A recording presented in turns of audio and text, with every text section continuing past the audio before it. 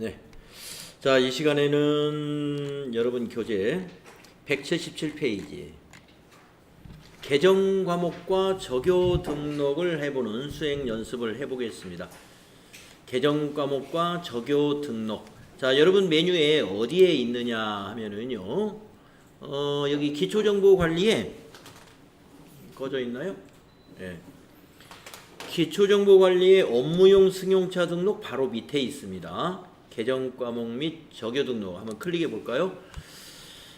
개정 과목 및 적요 등록에 보시면은 우선 지금 기본적으로 이 전체를 보고 있어요. 전체를 보고 있기 때문에 오른쪽에 요 스크롤 바를 눌러보면 101번부터 시작을 해가지고 코드가 쫙 있습니다. 101번, 102번에서 밑으로 쭉 내려가면은 굉장히 많죠. 네. 몇 번에서 끝나는 거 한번 볼까요? 네, 999번까지. 101번부터. 자, 근데 중간중간에 이런 것들이 있어요. 뭐 회사 설정 개정 과목. 이건 중간중간에다가 빈 코드를 만들어 놓은 거예요. 예, 회사가 필요하면 500번대, 제조원가에서 필요하면 여기다 만들어 쓰고, 또 800번대에 가면 또 800번대 판매 관리 비중에서 회사가 필요한 비용 개정 과목이 있으면 여기다 만들어 쓰고, 이렇게 구분을 해 놨습니다. 자, 그러면 우리 개정 과목은 어떻게 구성되어 있나 볼까요? 먼저 코드가 있고요. 옆에 개정 과목이 있습니다. 그 다음에 이 개정 과목은 어떤 성격의 개정 과목이냐? 구분이 있어요. 그리고 이 개정 과목을 사용하겠다? 동그라미. 그 다음에 그 옆에 과목은 이 개정 과목 코드를 말하고요. 그 옆에는 관계. 관계가 있는 것도 있고 없는 것도 있는데, 한번 여러분 여기 109번 코드의 대손 충당금을 잠깐 한번 보도록 할까요? 관계가 무엇인지를 좀 설명을 드리도록 하겠습니다. 자, 109번의 대손 충당금은 구분을 먼저 보시면은 차감이라고 되어 있습니다. 차감이라는 것은 어디에서 빼준다는 의미를 가지고 있죠. 자, 차감을 하는데 이 관계가 무엇이냐, 이 어디에서 빼주겠다 하는 것을 의미해 주는 거죠. 그래서 108번에서 빼주겠다. 그러면 109번 바로 위에 있는 것이 108번인데 108번의 코드가 뭐냐면 외상 매출금입니다. 우리가 매출 채권, 외상 매출금과 받으러움을 공부할 때 우리가 결산 때 외상 매출금이나 받으러움이라는 매출 채권에 대해서 대손율을 추정해가지고 대손 충당금을 설정하잖아요.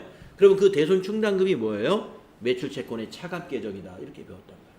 그래서 외상 매출금의 대손 충당금은 109번 코드를 만들어가지고 108번에서 차감하겠다. 이렇게 성격 부여를 해놓은 거죠. 그리고 111번의 대손 충당금은 110번에서 차감하겠다. 이렇게 성격 부여를 해놨습니다. 그래서 차감 계정의 경우는 이 관계 코드를 걸어주게 돼 있죠. 자, 그래서 관계라는 게 그런 거고요. 그 다음에 그 옆에 보면 관리 항목이 있어요. 조금 전에 우리가 업무용 승용차 등록을 해봤는데, 업무용 승용차 등록을 해당되는 개정 과목에서 사용하려면은, 관리를 하려면 관리 항목 등록을 또 해야 됩니다. 그래서 관리 항목 등록 있고요. 그 옆에 표준 코드, 표준 재무제표 항목이라고 하는 게 있는데, 우리가 이제 법인세 신고를 하기 위해서는 재무회계에서 만드는 재무제표 말고 표준 재무제표라는 걸 또 만들어야 돼요. 그래서 이제 우리가 이제 그 재무회계에서 우리가 이 재무상태표라든가 손익계산서 같은 걸 조회해 보게 되면 과목별, 지금 제가 재무상태표를 조회했는데 과목별 재무상태표, 제출용 재무상태표, 또 그 옆에 뭐가 있냐면 표준 법인용이라고 돼 있죠. 바로 법인세 신고하려면 표준용 재무제표를 만들어야 됩니다. 거기에서 사용할 코드예요. 네, 여기 표준 재무제표 항목이라는 것은 법인세법에 맞추어서 개정 과목을 정리한 것이다. 자, 그 다음에 영문명이라는 것은 뭐냐면, 우리가 이제 재무제표를 한글로 다 만들고 있습니다만은 영문명이 필요할 때 여기다 영문으로 개정 과목의 이름을 입력하도록 되어 있는데요. 기본적으로는 이렇게 입력이 돼 있어요. 단기 매매증권은 영문으로 이렇게 표기한다. 받으러 음은 영문으로 이렇게 표기한다. 이렇게 이름이 만들어져 있습니다. 그래서 영문으로 계정과목 이름을 표기하는 것까지가 계정과목 정보의 전부입니다. 그러면 만약에 계정과목에 대해서 계정과목을 등록해라 하고 문제가 나오면 최대한 여기서부터 이 범위 내에서 문제가 나오겠죠? 예. 자, 그러면 또 왼쪽을 보겠습니다. 자, 전체를 봤는데 이번에는 자산만 클릭해 볼까요? 자산에는 유동자산과 비유동자산이 있습니다. 그래서 유동자산을 클릭하면 이 화면에 또 유동자산은 당좌자산과 재고자산으로 나누어지죠. 그러면 또 당좌자산을 클릭해 볼까요? 지금 보이는 것은 당좌자산만 보입니다. 그래서 오른쪽에 이 스크롤 바가 굉장히 짧아졌어요. 여기서 여기만 왔다 갔다 하죠. 왜? 당좌자산만 지금 보고 있으니까. 네. 그래서 101번부터 여기 지금 145번인데 다 메꿔져 있는 게 아니라 회사 설정 계정과목 포함해서 이렇게 보이죠. 그래서 여러분이 나중에 필기 시험을 보는데 이제 이 FAT 1급 시험을 보는데 아래 보기 중 당좌자산에 해당되지 않는 것은 이렇게 내가 공부를 워낙 안 해가지고 당좌자산이 아닌 거를 내가 못 찾겠어. 그러면 여기 와서는 이건 합법적인 컨닝이 되는 거죠. 예. 시험 볼 때 이 프로그램 실행해놓고 시험 보는 거니까 실기하고 필기를 같이 보니까 당좌자산 이게 가만있어 봐. 이게 단기대여금이 당좌자산이었나 아니었나 이게 헷갈려요. 그럼 당좌자산 눌러가지고 컨트롤 F 해가지고 단기 한번 딱 쳐보는 거야. 단기대여금 여기 있구나. 당좌자산이구나. 네. 이렇게 컨닝도 하는데도 쓰이겠죠. 자, 재고자산을 클릭하면 어떻게 되겠어요? 재고자산만 여기서 보이는 거예요. 스크롤이 굉장히 짧아졌죠? 재고자산만. 자, 그런 요령으로 부채도 유동부채 클릭하면 유동부채 계정과목만. 물론 이게 화면에 보이는 게 다는 아니에요. 오른쪽에 스크롤 바로. 비유동부채를 누르면 비유동부채만. 자본도 마찬가지입니다. 자본잉여금을 누르면 자본잉여금만. 그리고 자본조정을 누르면 자본조정만. 그래서 여러분 자본 계정과목 정말 잘 안 외워지더라. 예. 자본조정하고 자본잉여금이 헷갈려. 그러면 자본잉여금 여기 있는 게 다 자본잉여금이에요. 예. 자본조정 여기 있는 게 다 자본조정이에요. 예. 그래서 이렇게 분류를 해서 우리가 검색해 볼 수 있습니다. 판관비도 마찬가지예요. 판관비의 판매관리비 800번대로 전부 구성되어 있죠. 예. 아까 제가 제조원가는 500번대라고 그랬죠. 여기에 제조원가 제조에 가서 제조원가 클릭하면 전부 501, 502, 503 500번대의 제조원가. 그런데 우리 FAT 1급은 제조업으로 문제를 내는 게 아니라 도소매업으로 문제를 내기 때문에 여러분이 500번대 코드는 사용할 일은 없습니다. 시험에서는. 자, 그래서 계정과목 및 적요 등록에서 이 계정들을 보는 요령 제가 설명을 드렸습니다. 자, 그러면 책으로 돌아가 가지고 수행 내용이 뭐가 있는지 보도록 하겠습니다. 수행 1번. 협회비와 관련된 계정과목 및 적요에 추가 등록을 수행하시오 이랬어요. 적요 등록을 제가 안 보고 왔군요. 이거 할 때 말씀드릴게요. 자, 그러면 852번을 찾아가지고 협회비가 되어 있을 텐데 이 적요를 넣어봐라 이런 얘기입니다. 적요 2개, 현금 적요, 대체 적요에 하나씩을 넣어봐라. 그러면 852번을 어떻게 하면 가장 빨리 찾아가느냐? 이렇게 찾아가면 되죠. 자, 전체를 눌러야 돼요. 왜냐? 지금 제조가 선택되어 있으니까 일단 전체를 눌러야 여기서 전체를 검색해 볼 수가 있어요. 시험 문제에서 이와 같이 852번이다 가르쳐 줄 때는 여러분이 찾는데 고생할 필요가 없어요. 전체를 누른 다음에 여기 코드란에다가 852를 타자하면 돼요. 그러면 852번을 바로 찾아갑니다. 그러니까 코드를 알려줬을 때는 아까처럼 제가 컨트롤 F 해가지고 한글 입력해가지고 이게 찾는 이런 방법을 쓸 필요가 없어요. 코드 번호를 그냥 코드에 입력하면 그 코드를 바로 찾아가는데 전체를 안 누르면 무슨 문제가 있느냐? 아까 예를 들어서 제조를 눌러놨다 그러면 제조원가에는 그 번호가 852번은 없단 말이에요. 그럼 못 찾아가요. 그래서 전체 눌러놓고 코드를 찾으면 안 찾아지는 게 없겠죠. 자, 자, 그러면 협회비 보이죠? 852번에. 적요가 어디 있냐면 요 밑에 있는 겁니다. 요 밑에 있는 거예요. 이 적요를 등록하시오 하는 겁니다. 여러분 적요 지금 등록되어 있지 않죠? 예. 여기 등록되어 있지 않을 거예요. 여러분은. 자, 그러면 등록을 한번 해보겠습니다. 자, 현금 적요 1번은 그냥 1번 입력하시고 엔터. 협회비 현금 지급 타자 하시는 거예요. 그대로. 예. 그리고 엔터. 언제나 엔터. 자, 엔터를 쳐주고, 자, 대체 적요는 오른쪽에 있는 적요가 대체 적요입니다. 예, 적요라는 게 뭐냐면은 나중에 전표 입력할 때 여러분에게 설명을 드릴게요. 여기에 입력해 놓은 적요가 전표 입력할 때 쫙 나타납니다. 그래서 적요라는 것은 그 거래를 요약해서 설명하는 기능인데, 이걸 미리 등록해 놓으면 전표를 입력할 때 매일매일 타이핑을 할 필요가 없어요. 이 적요 번호를 가지고 간단하게 처리할 수가 있기 때문에 미리 등록을 해두는 겁니다. 자, 대체 적요 1번 엔터 치시고 적요 내용 그대로 한번 써볼까요? 협회비 미지급.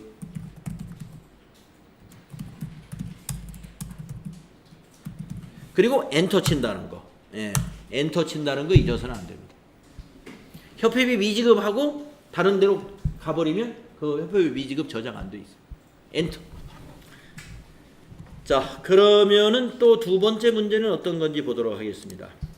자, 수행 2번 138번 전도금 개정 과목을 138번 소액 현금으로 개정 과목을 고쳐라 하는 얘기네요. 그런데 이거 하기 전에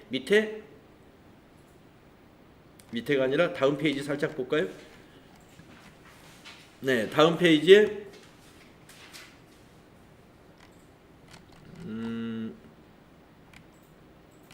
네, 다음 페이지 이 부분을 여러분 미리 한번 읽고 가겠습니다.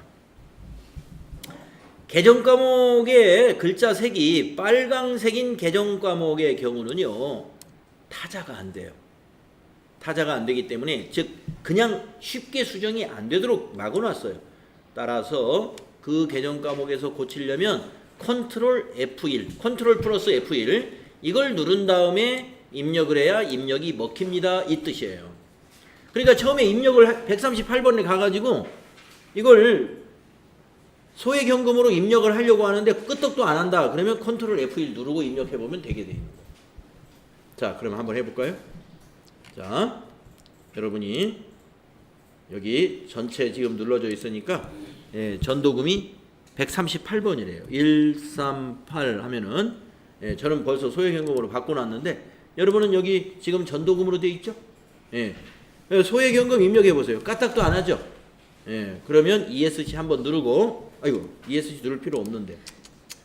예, ESC 누를 필요 없어요. 그냥 컨트롤 1번이에요. 자, 138 하고, 컨트롤, 여기 소액현금, 전도금 그 자리 클릭하고, 컨트롤 F1 누르고 나서 입력하시면 됩니다. 소액현금. 엔터. 띄어쓰기는 할 필요 없어요. 지가 알아서 띄어쓰기가 됩니다.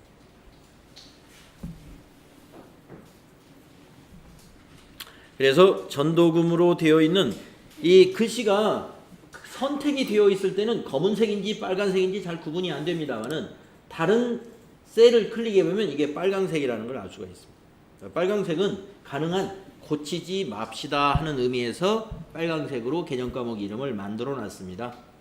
빨간색은 가능하면 여기 있는 이름 그대로 사용하는 걸 권장하는 거예요. 검은색은 알아서 하는 거예요. 알아서. 자, 그래서 또 두 가지 해봤고요. 또 한 가지를 또 해보겠습니다. 네, 여러분 177페이지에 수행 3번은 무엇을 하라고 그랬느냐? 이거 한번 해보겠습니다. 조금 전에 앞 시간에서 우리가 업무용 승용차를 등록을 했는데 그것과 관련된 작업이 개정 과목과 적요 등록에 어떤 작업이 있느냐? 관리 항목 추가 설정이라는 게 있어요. 그래서 업무용 승용차와 관련된 개정 과목을 요 두 개만 우선 해보자 이겁니다. 이보다 더 많지만 보험료하고 차량 유지비 요 두 개정 과목에 대해서 앞으로 차량 개개별로 차량 유지비하고 보험료는 관리하겠다 하는 의미에서 관리 항목에다가 업무용 승용차를 추가해라. 그걸 한번 해볼까요? 자, 그러면 먼저 821번 보험료를 찾아가겠습니다. 자, 821 찾아갑니다. 보험료 있습니다. 보험료. 자, 저는 지금 이미 등록을 해놨네요. 여기 관리 항목 안에 지금 업무용 승용차가 보입니다. 이게 지금 관리 항목란이 여기잖아요. 그런데 여러분은 지금 거래처, 부서, 사원, 그리고 카드, 프로젝트 이 관리 항목만 있을 거예요. 그러면 어떻게 추가하느냐 하면요. 이 관리 항목을 더블 클릭해 보세요. 그러면 이 관리 항목 팝업 창이 나타납니다. 업무용 승용차에 관련된 법률이 최근에 추가가 됐기 때문에 이 코드는 맨 밑에 있어요. 맨 아래로 쭉 내려가 보세요. 그러면 32번에 업무용 승용차가 여러분은 X로 되어 있습니다. 이렇게 X로 되어 있죠? 이거를 동그라미 0번으로 바꿔주세요. 업무용 승용차 관리를 관리 항목에 넣겠다 이런 뜻입니다. 0번로 해주시고 밑에 확인 눌러줍니다. 그러면 이 관리 항목에 업무용 승용차가 이렇게 보입니다. 혹시 선생님 저는 이게 좁아가지고 이게 안 보이는데요. 그러면 여기 엑셀에서 열의 너비 조절하듯이 이걸로 조절하면 돼요. 업무용 승용차가 가려져서 안 보이는 것 같아. 그럼 옆으로 이렇게 늘리면 돼. 다 보이도록.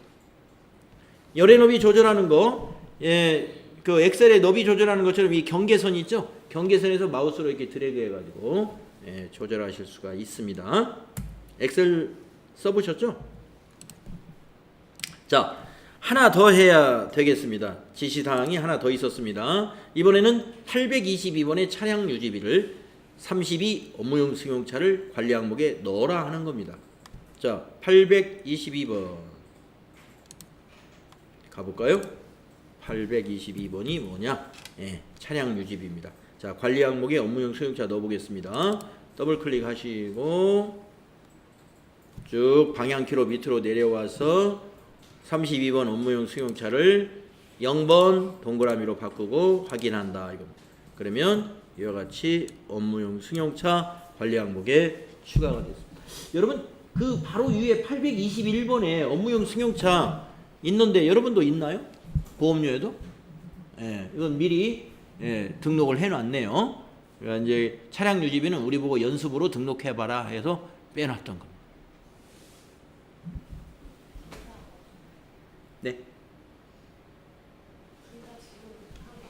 네, 둘 다. 보험료는 아까 안 했었죠?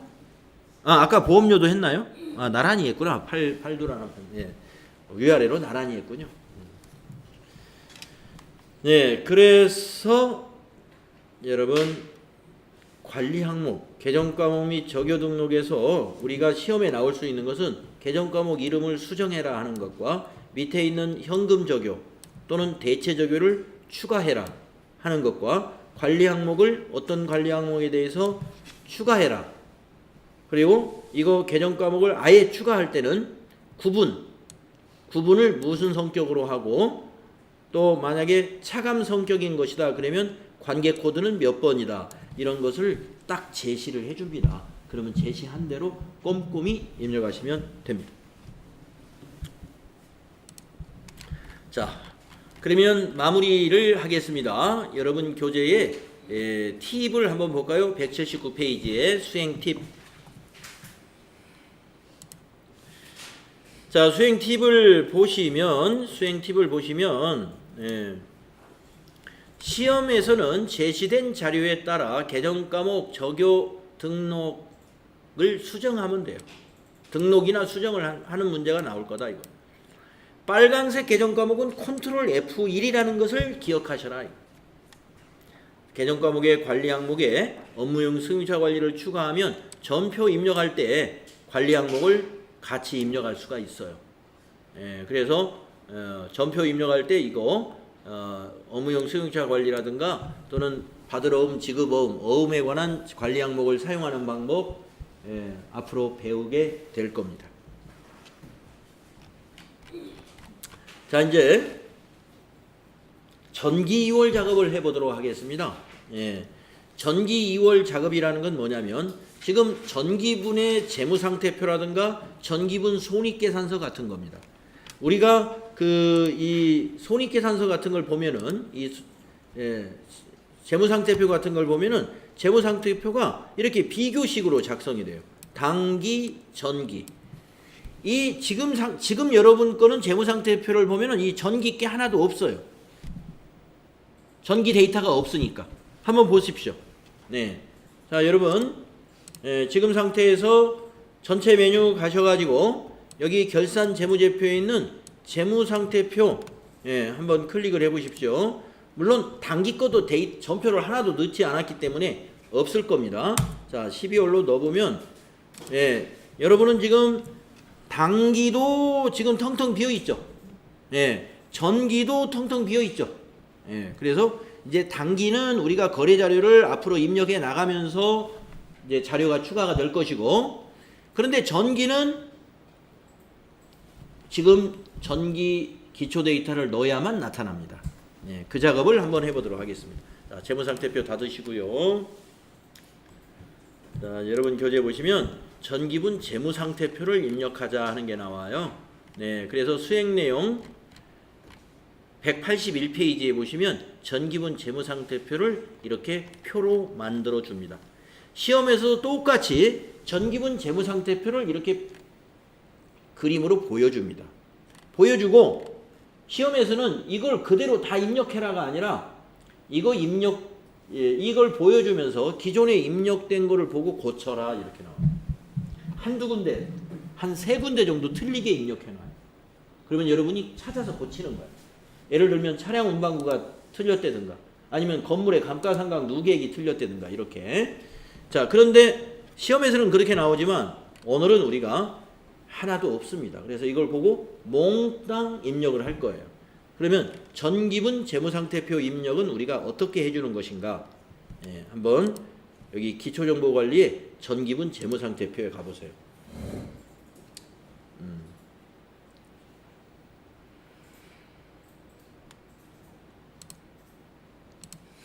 그러면 이와 같이 텅 비어 있어야 되죠? 아무것도 없죠. 자, 우리가 여기에다가 코드를 입력해 가면서, 이 코드라는 건 뭐냐면 계정과목 코드입니다. 그런데 처음부터 어떻게 계정과목 코드를 다 외우고 있는 사람이 누가 있겠습니까? 그래서 검색을 쉽게 할 수 있고 검색하는 방법을 제가 알려드릴 거고요. 그 다음에 여기에 순서대로 입력을 하지 않아도 관계없습니다. 왜 그러냐면은 여기서 어떤 계정과목을 입력하면 자동으로 여기에 유동자산을 당좌자산하고 재고자산으로 지가 분류해서 여기에 딱딱 보여줘요. 또 비유동자산을 투자자산, 유형자산, 무형자산, 기타 비유동자산으로 구분해가지고 딱 보여주면서 자산 총계도 구해주고 비유동자산의 총계도 구해주고 유동자산도 구해줍니다. 마찬가지로 부채에서도 여기서도 구해주고 여기서도 우리가 여기다 데이터를 입력하면 여기에서 집계가 일어납니다. 그래서 우리가 입력한 것의 자산 총계와 부채 총계가 부채 자본 총계가 거기 시험지에 있는 것과 일치하면 제대로 입력하는 겁니다. 자, 그러면 어떻게 입력하느냐? 자, 여러분 181페이지에 보면은요. 굵은 글씨로 되어 있는 것은 계정 과목이 아니죠. 자산, 이건 계정 과목 코드가 없어요. 유동자산, 이것도 코드가 없어요. 당좌자산, 이것도 코드가 없습니다. 왜 그러느냐? 유동자산이다, 당좌자산이다 하는 것은 그 계정의 그룹, 묶음을 의미하는 것이지 하나의 과목은 아니에요. 그래서 과목은 저기 지금 가는 글씨로 되어 있습니다. 그래서 현금. 자, 현금은요, 어떻게 코드를 모른다 이거죠. 그러면 어떻게 하시느냐? 여러분이 여기 코드란에다가 한글로 현금 타자하면 돼요. 한글로 현금하고 엔터 치면은 현금이라는 단어가 포함되어 있는 코드 도움말이 딱 나와요. 그래서 4개가 있죠. 그 중에서 우리는 현금이니까 그냥 엔터. 그러면 맨 위에 있는 게 자동으로 들어갑니다. 자, 그리고 또 엔터. 그러면 차별에 가죠. 거기다가 그 숫자를 보고 입력하는 거예요. 128000000. 자, 그런데 앞으로 여러분이 이 숫자를 입력하실 때 000 3개 입력할 때는 이런 방법을 쓰세요. 자, 숫자 키패드를 쓰는데 1, 2, 8, 00 여기까지는 한자씩 입력합니다. 근데 끝에 000 이거는 이 숫자 키패드에는 플러스, 플러스를 누르면 이게 동그라미 3개가 한꺼번에 입력되는 키예요. 여기 숫자 키패드의 플러스는 동그라미 3개를 한꺼번에 입력해 줍니다. 이런 편리한 기능을 최대한 이용해야 돼요. 그리고 이 숫자 키패드에 있는 엔터 이거 치면 됩니다. 가끔 여기 있는 숫자를 쓰면서 엔터를 치려고 여기 문자 키로 와서 엔터 치느라고 고생하시는 분들이 있는데 굳이 일로 올 필요 없죠. 여기 있는 엔터 있으니까. 네, 자 그 다음에 당좌 예금을 입력할 때는 당좌 2글자만 입력해요. 2글자. 그리고 엔터를 쳐보세요. 그러면 도움말이 나옵니다. 아, 2개 있는데 위에 거죠? 그러면 그냥 엔터. 그리고 또 한번 엔터 치고, 네, 38950 플러스 뒤에 000은 플러스로 해결하고 엔터. 자, 이제 보통 예금도 보통만 입력합니다. 그러면 엔터 치면 하나밖에 없죠? 그러면 그냥 엔터. 또 한번 엔터 치고 41626 플러스 또 엔터. 이 프로그램은 거의 엔터로 거의 모든 것이 해결됩니다.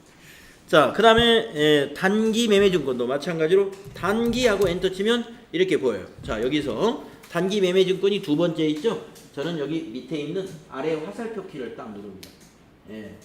마우스 잡아서 클릭, 그게 제 생각에도 시간이 더 오래 걸릴 것 같아요. 아래 방향키로 내려와서 엔터. 그리고 엔터 치고, 네, 단기 매매증권 7 플러스 2번 엔터. 자, 그 다음에 외상 매출금 역시 외상 2글자 입력하시고 엔터 칩니다.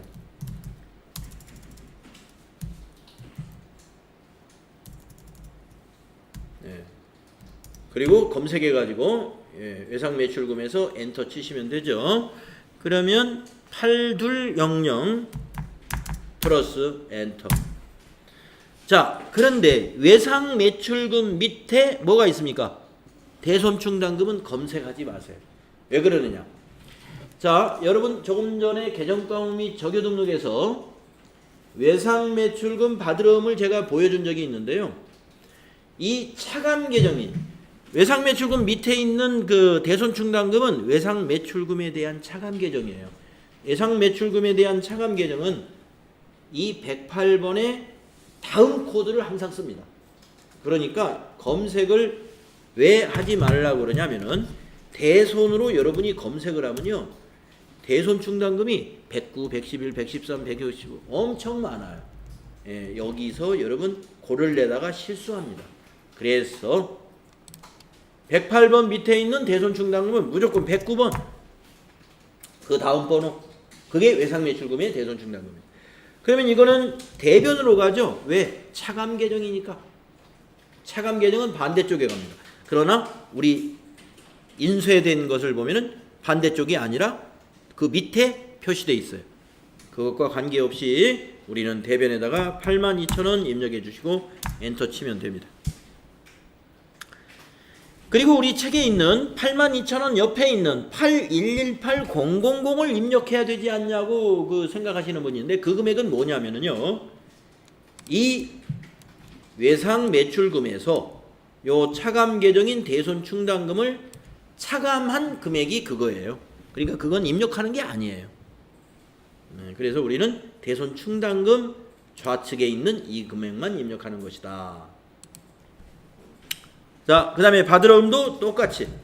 자, 그런 요령으로 이제 아셨죠? 네. 끝까지 모두 입력해 보십시오.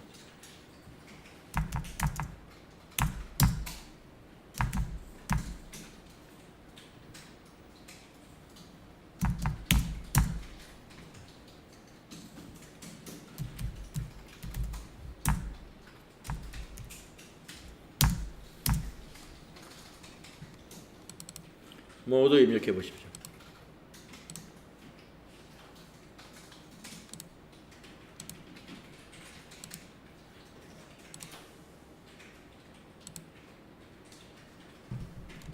여러분이 다 입력하시게 되면 요 자산 총계하고 부채 총계가 이렇게 딱 맞아야 됩니다.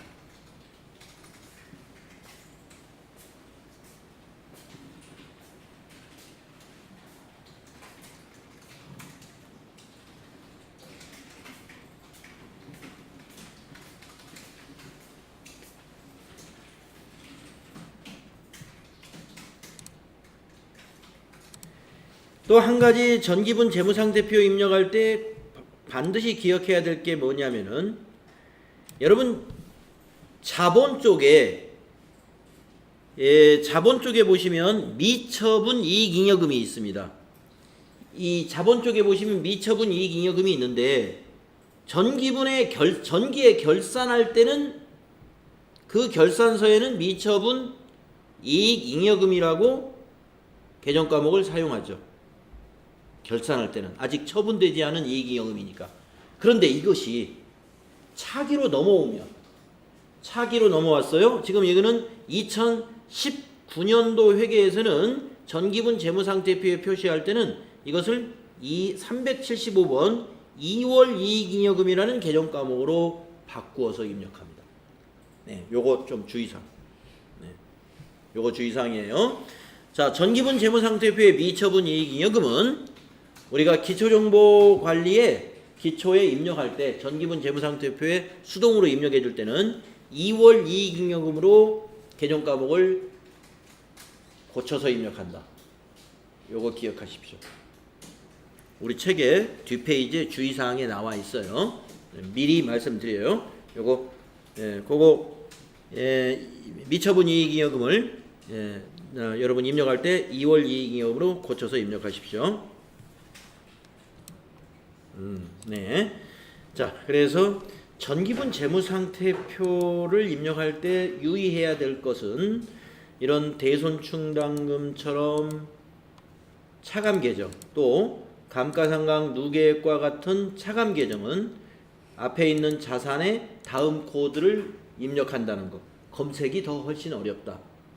그 다음에 전기분 재무상태표에서 계정과목 이름을 아예 고쳐서 입력해야 되는 것 중에 하나는 전기분 재무상태표에 있는 미처분 이익잉여금이라고 하는 게 있는데 전기 입장에서는 미처분 이익잉여금이고 이것이 단기로 오면은 2월 이익잉여금이 되기 때문에 우리 단기에 전기분 거를 입력할 때는 2월 이익잉여금이라고 고쳐서 입력한다. 요거 좀 기억해 줘야 됩니다. 그리고 전기분 재무상태표를 제대로 다 입력했다면 자산총계, 부채, 자본총계가 시험지에 있는 것과 일치하면서 여기 차액이 제로로 떨어져 있어야 됩니다. 이 차액이라고 하는 것이. 그래서 여기에 있는 차변의 합계와 대변의 합계는 자산과 부채, 자본의 합계는 아니에요. 왜냐? 여기에는 지금 차감 계정들이 대변에 와 있기 때문에 이 차감 계정은 부채나 자본이 아니기 때문에 이것이 대변에 와 있기 때문에 이 합계가 부채와 자본의 합계는 아닌 것이죠. 그래서 이걸 가지고 비교하지 말고 여러분의 시험지에 있는 자산 총계는 이걸로, 또 시험지에 있는 부채 자본 총계는 이 금액으로 맞춰야 된다. 자, 그러면 팁을 한번 보도록 하겠습니다. 자, 이 전기분 재무상태표 문제가 만약에 시험에 나온다면 제가 아까 말씀드린 주의사항은 여기에 있어요. 지금 미처분 이익잉여금에 관한 이야기는 여러분 182페이지 하단 부분 이 자리에 있는 것입니다. 네, 이 자리에 있는 것이고요.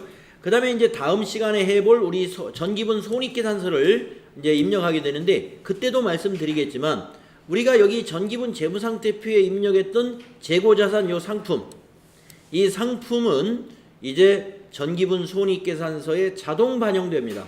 어디에? 기말상품 재고액이라는 매출 원가를 산출하기 위한 기초자료로서 기말상품 재고액으로 요 상품이 딱 넘어가게 돼 있어요. 근데 이 기말상품 재고액은 전기분 손익계산서에 나타나 있습니다. 그건 이제 다음 시간에 확인해 볼 것이고요. 자, 그러면은 여기 수행 팁을 한번 읽어 보겠습니다. 시험에서는요, 계정 과목이나 금액을 추가 등록하거나 수정하는 문제가 나옵니다. 그래서 그리고 대손충당금이나 감가상각 누계액은 해당 자산의 아래 코드, 다음 코드를 입력하라는 얘기고, 시험에서 모든 자료를 정확히 입력했다면 차액이 0이어야 됩니다. 이런 얘기죠. 그래서 시험에서는 지금 여러분이 해본 것처럼 전부를 입력하는 것은 절대 안 나오겠죠. 요거 한 3점짜리인데 여기서 한 두세 개를 고치는 걸로 문제가 나올 거예요. 그러면 여러분이 빨리 고치셔야 돼. 근데 고치실 때 자, 요령 있게 고치는 분들은 이렇게 고칩니다. 자, 먼저 유동자산의 합계를 딱 보는 거예요. 그래가지고 시험지하고 유동자산이 딱 맞는지. 그러면은 여기서 현금부터 유동자산이 있는 여기 상품까지는 다 맞았다는 거예요. 그러면 여기는 아예 안 봐. 여기까지는 다 맞았기 때문에 유동자산이 맞았으니까.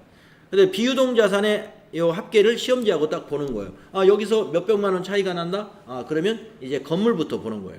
건물부터. 그게 요령이죠. 네. 그래서 이 개정과목 분류를 잘 이해하고 있으면 이걸 고치는 것도 금방 고칩니다. 유동자산이 어디까지인지를 모른다. 그러면 뭐 아예 처음부터 위에서 다 봐야 되잖아요.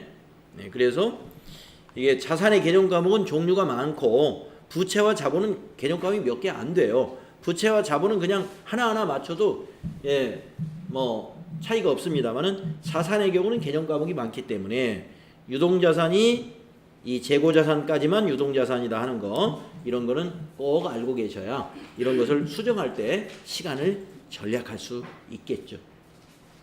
자, 다음 시간에 우리 손익계산서, 전기분 손익계산서를 완성해 보도록 하겠습니다. 자, 수고했습니다.